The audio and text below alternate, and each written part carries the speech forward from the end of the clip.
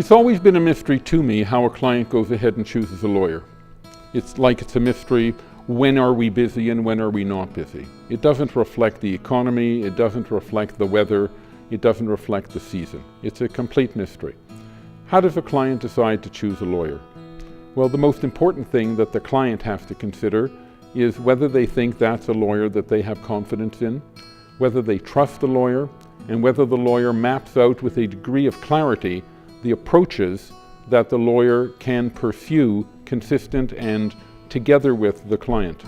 So for example, in our practice, when somebody who's been fired walks in the door and talks to us for an hour and a half in a consultation, we then will often prepare an initial letter to the former employer. Well, we don't just send out the letter. We draft the letter, we have the client review the letter, we confer with the client about the details and the minutiae of the letter to be sure that the letter really does reflect the client's objectives. And when the letter goes out and the response comes back, we're then in a position, and the client knows this from the outset, in a position to work with the client in the management of often a negotiated settlement that meets never 100% of the client's expectations, but a significant portion.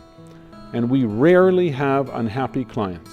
And having said that, we rarely, especially in the context of wrongful dismissal, when people lose their jobs and they're not provided with proper notice, we rarely have clients who are unhappy with the result. Well, it's a scary thing visiting a lawyer, right? It must be at least as scary as visiting a dentist or a surgeon, right? We try to put our clients at ease, and we do that by listening. The most important skill that a lawyer has, apart from his creativity and his ability to fashion from facts what we refer to as a cause of action, some basis in law for achieving a result, the most important skill that we have to have is the skill of listening.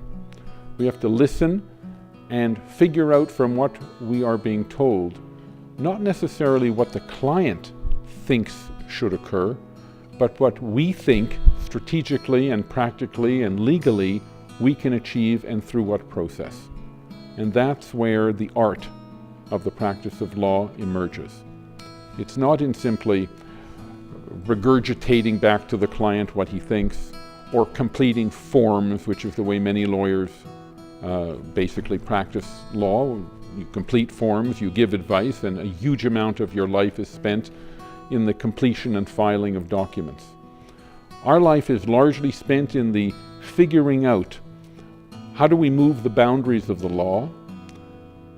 Does this client's problem fit within a pre-existing precedential approach? Or is this new? Is this novel? Is this different? And can we, out of this wonderful creature called the common law, can we fashion a way that will achieve, if not a result in court, because the objective is rarely to go to court 3 to 5 years and it costs a fortune. The objective is to create an environment in the relationship with the opponent where the risks are such that everybody realizes that some resolution to this is essential without litigation. And so I am very, very favorable towards alternative dispute mechanisms, towards resolution through mediation, and towards resolution simply through negotiations between lawyers. And the lawyers who deal with me throughout Canada know that. They know that I can find and see a deal if a deal is available, and I am practical and pragmatic, and my clients come to understand that as well.